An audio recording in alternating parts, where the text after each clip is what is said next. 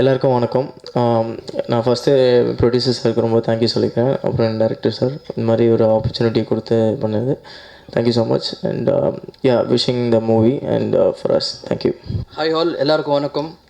I thank Vincent sir for giving the opportunity. Director sir Chinnas Palanisamy. After Saleem இந்த மூவியில் பெரிய break கொடுக்க போகிறதுக்கு all the best team. Thank you. Hi all, எல்லாருக்கும் வணக்கம். And thank you so much media people எல்லாரும் வந்ததுக்கு.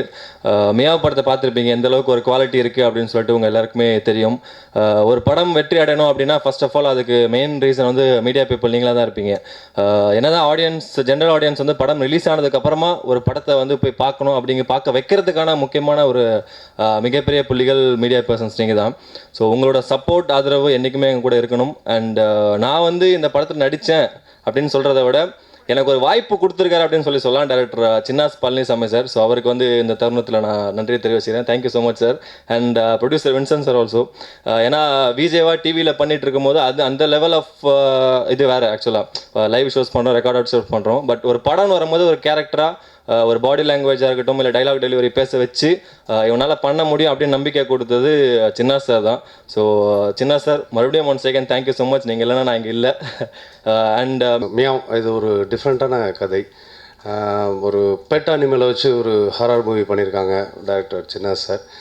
வின்சென்ட் சார் அதுக்கு பெரிய ஒரு ஊக்கம் கொடுத்துருக்காரு. ஸ்பாட்டுக்கு வருவார், அவங்க என்ன பண்ணுறாங்களோ அப்படி ஹாப்பியாக சிரித்து பார்த்துட்டு போயிட்டே இருப்பார்.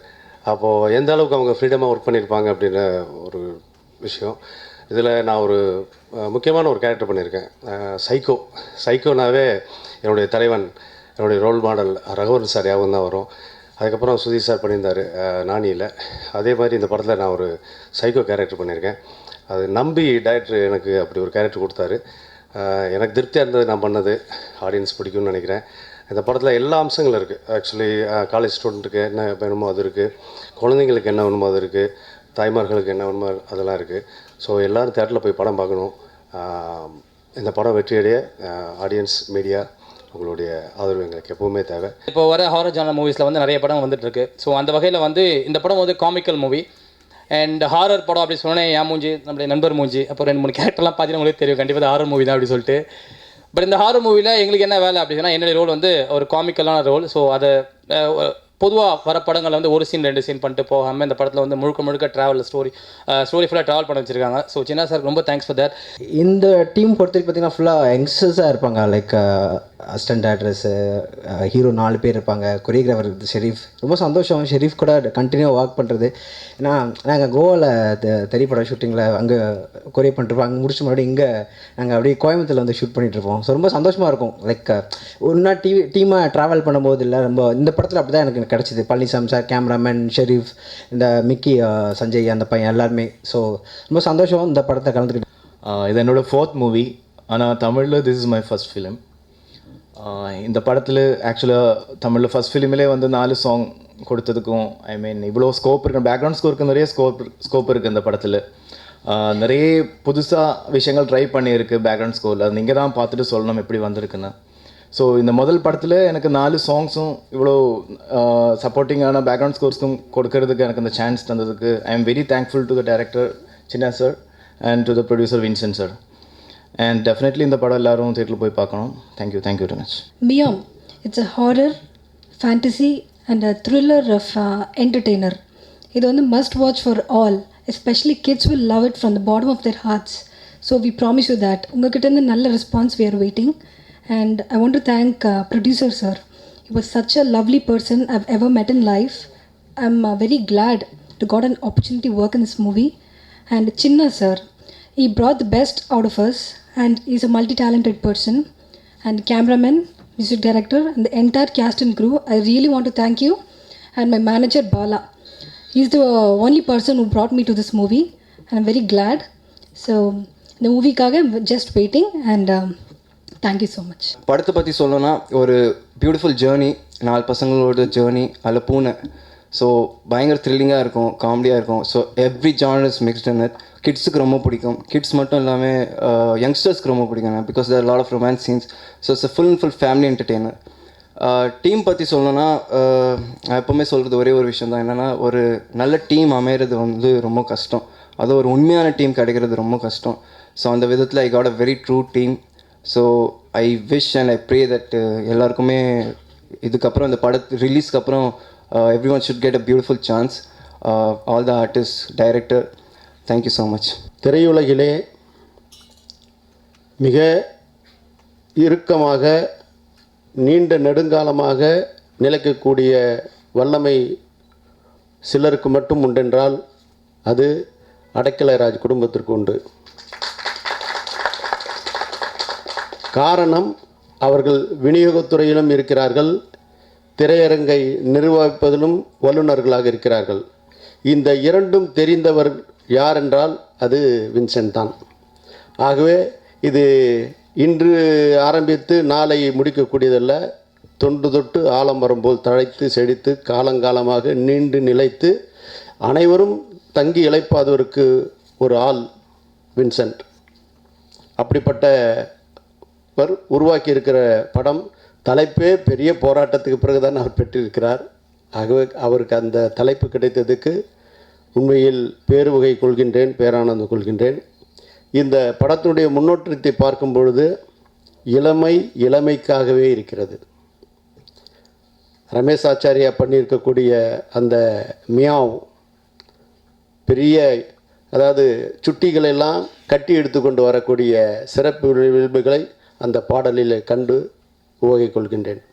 இப்படிப்பட்ட சிறப்பு அம்சங்கள் கொண்ட இந்த படம் அங்கிங்கனாதபடி எங்கும் மாபெரும் வெற்றியினை ஈட்டி திரையரங்குகளில் நிறையும் அல்லனும் நல்ல நல்ல விநியோகஸ்தர்களை அவர்கள் தேர்ந்தெடுப்பார்கள். அவர்களையும் விநியோகக்கூடிய திறன் படைத்தவர்கள். ஆகவே கொடுத்து வைத்த இந்த டீமுக்கு என்னுடைய வாழ்த்துக்களும் ஆசிகளும். நன்றி, வணக்கம். இந்த மியாவ் படத்தை பற்றி சொல்லணும்னா, இந்தியாவிலேயே முதன்முறையாக முழுக்க ஒரு பூனையை மையமாக வச்சு வந்த ஃபஸ்ட்டு படம்னு நாங்கள் சொல்லிக்கிறதுல அதை பெருமைப்பட்டுக்கிறோம். இதில் ஒரு பெர்சியன் கேட்டு தான் வந்து நடிச்சிருக்கு. இது ஏன் இந்த கதை உருவான விதம் எப்படின்னு கேட்டிங்கன்னா, நான் வந்து ஆரம்ப கட்டத்தில் பார்த்தீங்கன்னா ஆட் ஃபிலிம் டைரக்டராக இருந்தேன். ஃபஸ்ட்டு வந்து பிளாக் தண்டர் ஆட் தான் சார் என்னை நம்பி கொடுத்தாரு. அப்போ நாங்கள் பேசிகிட்டு இருந்து அப்படியே பழக்கமாகி ரொம்ப வருஷமாக அவரோட ஆட் ஃபுல்லாக நான் தான் பார்த்துட்டு இருந்தேன். அப்போ தான் ஒரு படம் பண்ணலாமே சார்னு அவரை கம்பல் பண்ணி நான் அந்த சினிமாவை கொண்டு வந்தேன். சினிமா பண்ணலான்னு தோணுனப்போ ஏதாவது ஒரு வித்தியாசமாக பண்ணணுன்னு யோசித்தோம். அப்போ வந்து நான் ஒரு அனிமலை வச்சு பண்ணால் நல்லா இருக்குமேனு யோசித்தேன். அப்போ டக்குன்னு ஞாபகம் வந்தது பார்த்தீங்கன்னா டாகு தான். ஆனால் டாக் வச்சு நிறையா படங்கள் இப்போ வந்துருச்சு. அதனால் வேறு என்ன மாற்றுன்னு யோசிச்சப்போ உருவானது தான் பூனை. அந்த பூனையை வச்சு இந்த படத்தில் டிஃப்ரெண்ட்டாக முயற்சி பண்ணியிருக்கோம். பூனையை வந்து எதுவுமே ட்ரெயின் பண்ண முடியாது. அதனால் அதுக்கு மாற்றுவோம் நாங்கள் சிஜியில் எல்லாமே இதுக்கு உண்டானதை உருவாக்கியிருக்கோம். நீங்கள் இது எந்த மாதிரியான படம்னு நீங்கள் நினைக்கலாம். இது வந்து ஒரு த்ரில்லர் கலந்த பேய் படம். ஆனால் அந்த படத்தில் கண்டிப்பாக பேய் கிடையாது. பொதுவாக ஆவிகள் எல்லாமே பார்த்தீங்கன்னா த்ரிஷா, ஹன்சிகா மேலே தான் வந்து நீங்கள் பார்த்துருப்பீங்க இது வரைக்கும். இந்த படத்தில் ஃபஸ்ட் டைம் பார்த்தீங்கன்னா ஒரு பூனை மேலே வந்திருக்கு. இதுதான் ஒரு பெரிய வித்தியாசமாக இருக்கும். அதே மாதிரி இந்த படத்தில் இந்த பேயை வரட்டுற சாமியாருக்கு அந்த மாதிரி இதெல்லாம் இல்லாமல் ஒரு ஹைடெக் விஷயத்தை நாங்கள் இதில் யூஸ் பண்ணியிருக்கிறோம். கதை என்ன அப்படின்னு நீங்கள்லாம் யோசிச்சுட்ருப்பீங்க. ஒரு அப்பாவி பெண்ணை வந்து ஒரு இளைஞன் லவ் பண்ணி ஏமாற்றி நண்பர்களுக்கும் விருந்தாக்கிடுறான். அந்த பொண்ணு வந்து இறந்து அதோட ஆத்மா பூனைக்குள்ளே வந்து அவங்கள பழி வாங்கிறது தான் இதோட உண்மையான கதை. அந்த பூனை வந்து பழி வாங்குகிற விதம் எல்லாமே ஒவ்வொருத்தரையும் பழி வாங்குறது வந்து ரொம்ப டிஃப்ரெண்ட்டாக இருக்கும். அதை சிஜியில் ரமேஷ் ஆச்சாரியா வந்து நல்லா பண்ணியிருக்காரு. அது வந்து ஒரு கண்டிப்பாக எல்லாத்துக்குமே ஒரு புதிய அனுபவமாக இருக்கும். இந்த படத்தில் நாங்கள் சொல்ல வர்ற மெசேஜ் அப்படின்னு பார்த்தீங்கன்னா, லவ் பண்ணுற பொண்ணுங்க வந்து யாரையும் சீக்கிரம் நம்பி ஏமாந்துட வேண்டாம் அப்படின்னு ஒரு அவேர்னஸ் கொடுக்கறதுக்காக இந்த படம் இருக்கும். மியூசிக் பார்த்துருப்பீங்க, 4 பாட்டு, 2 பாட்டு கம்ப்ளீட்டாக யூத்துக்கு பிடிச்ச மாதிரி இருக்கும், 2 பாட்டு கிட்ஸ் எல்லாருமே ரொம்ப விரும்பி பார்ப்பாங்க. விசுவல் எஃபெக்ட்ஸு வந்து ரமேஷ் ஆச்சாரியா சொல்லிட்டேன். போஜன் கே தினேஷ் சார் வந்து ஒளிப்பதிவு பண்ணியிருக்காரு. அவர் வந்து சப்தம் போடாதே 3 பேர் 3 காதல்லாம் வசந்த் சாரோட படம் பண்ணவர். கேமரா படத்தில் ரொம்ப நல்லா வந்திருக்கு. மொத்தத்தில் இந்த படம் வந்து குழந்தைகள்லேருந்து பெரியவங்க வரைக்கும் எல்லாருமே ரொம்ப விரும்பி பார்க்க வேண்டிய படமாக இருக்கும். இது வந்து 2 hours டியூரேஷன் தான் வச்சுருக்கோம். எந்த இடத்துலையும் தொய்வு இல்லாமல் போர் அடிக்காமல் விறுவிறுப்பாக நம்ம சதீஷ் சூர்யா எடிட்டர் வந்து இந்த படத்தை பண்ணியிருக்காரு. இந்த படத்தோட வேலைகள் எல்லாமே முடிஞ்சிடுச்சு. நாங்கள் வந்து இந்த படத்தை டிசம்பர் 30 வெளியிடுறதுக்கு முயற்சி பண்ணிகிட்ருக்கோம். இந்த கட்டத்தில் வந்து சில பேர்த்துக்கெலாம் நான் நன்றி சொல்லணும். இப்படத்தில் சிறப்பாக நடித்து கொடுத்த அனைத்து நடிகர் நடிகையருக்கும் என்னோட நெஞ்சார்ந்த நன்றியை சொல்லிக்கிறேன்.